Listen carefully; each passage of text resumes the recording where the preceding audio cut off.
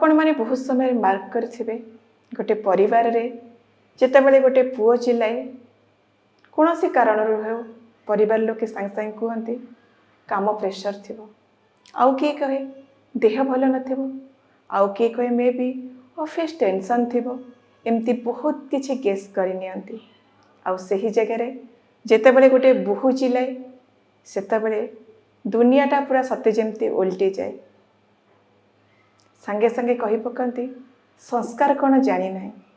कौ फैमिली रू आसी के जानी ता बापा माता को कौन किसी शिखई ना एमती अनेक किसी कही जाती तार हिसाब न थाए क्षणिक मध्य भूली जाती जे से बोहूटी गोटे परिवार को एकाठी करने लगी ता निज जीवन रे समस्त लगे केते से जलांजलि दे निजको लाइफ रे चली थाए नुहे। जय जगन्नाथ सांग माने आजिर दिनटी आपण शुभमय हो यह मोर भगवान निकट में प्रार्थना।